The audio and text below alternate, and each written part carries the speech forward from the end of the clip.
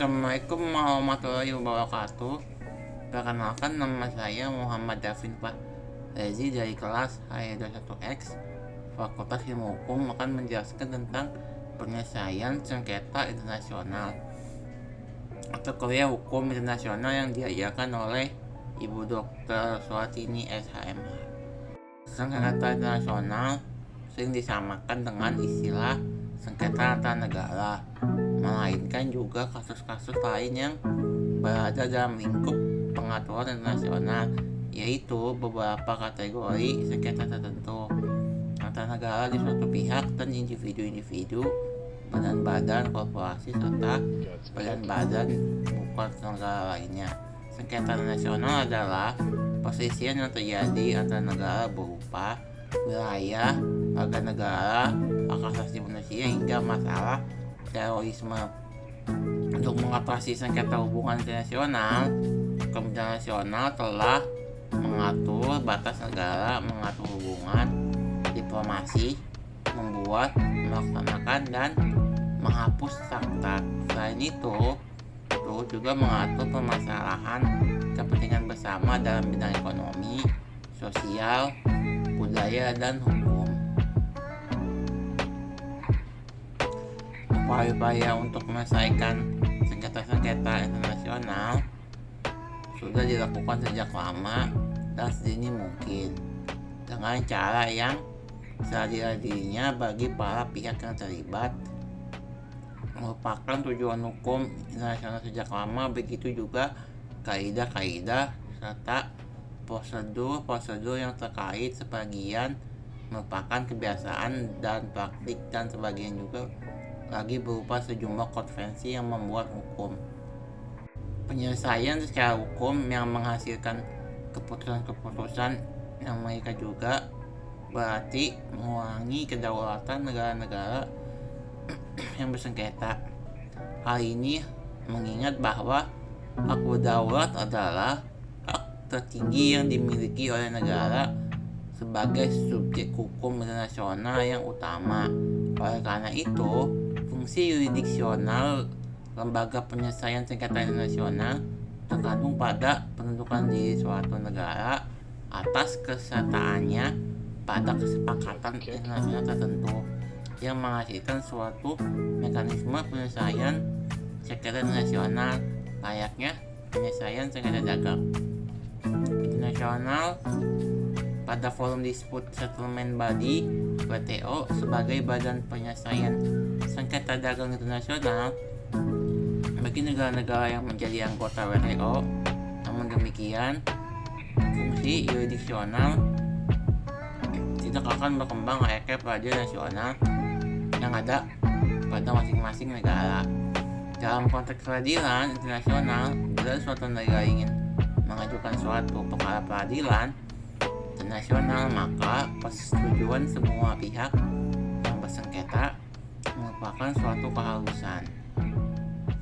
Hal inilah yang diatur menurut Statute of International Court of Justice sebagai akta pendirian Mahkamah Internasional International Court of Justice, bahwa suatu perkara dapat diselesaikan di ICJ jika mendapatkan persetujuan dari kedua belah pihak. Bentuk penyelesaian sengketa lainnya bersifat mengikat adalah penyelesaian sengketa secara arbitrase.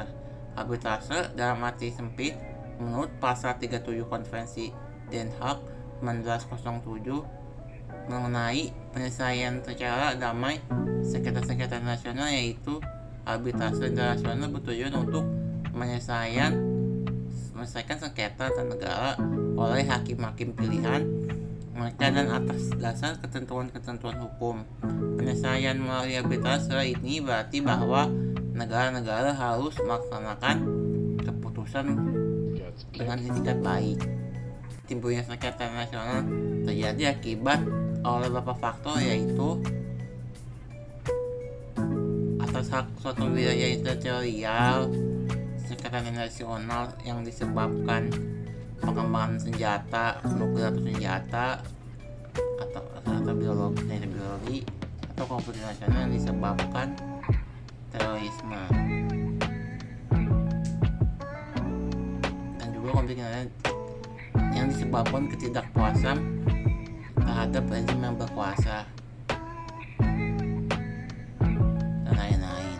Hubungan internasional juga ada yang bertampak baik, namun tidak yang pula mengalami sengketa dan menyebabkan pertikaian sengketa. Sengketa terjadi akibat perbedaan pemahaman akan suatu objek yang diklaim oleh satu pihak dan ditolak oleh pihak lainnya. Perselisihan yang terjadi dihentikan oleh pihak ketiga yang memberikan keputusan dan diterima serta ditaati oleh kedua belah pihak. Cara penyelesaian sengketa internasional dibagi menjadi dua cara, yaitu cara damai dan perang. Yaitu penyelesaian secara damai, yaitu apabila para pihak telah dapat menyepakati untuk menemukan suatu solusi yang bersahabat. Misalnya sengketa secara damai merupakan hukum positif bahwa penggunaan kekerasan dalam hubungan antar negara sudah dilarang. Oleh karena itu, sengketa internasional harus diselesaikan secara damai.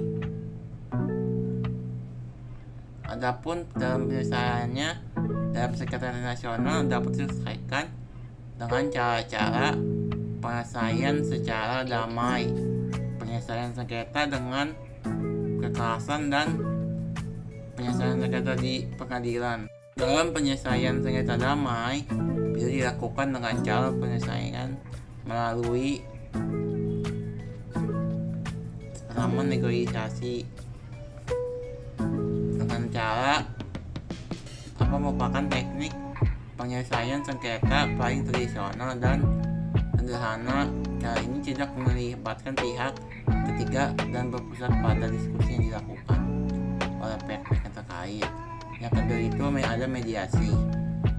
Cara penyelesaiannya merupakan bentuk lain dari negosiasi, namun dengan bantuan pihak ketiga hanya bertindak sebagai pelaku mediator bagi pihak ketiga yang terkait. Yang ketiga itu konsolidasi.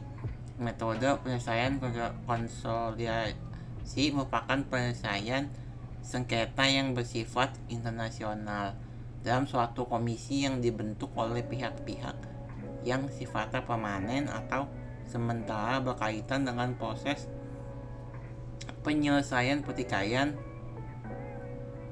Yang keempat itu penyidikan. Penyelesaian ini digunakan untuk mencapai penyelesaian sebuah sengketa dengan mendirikan sebuah komisi atau badan untuk mencari serta mendengarkan bukti-bukti yang bersifat internasional yang relevan dengan sengketa.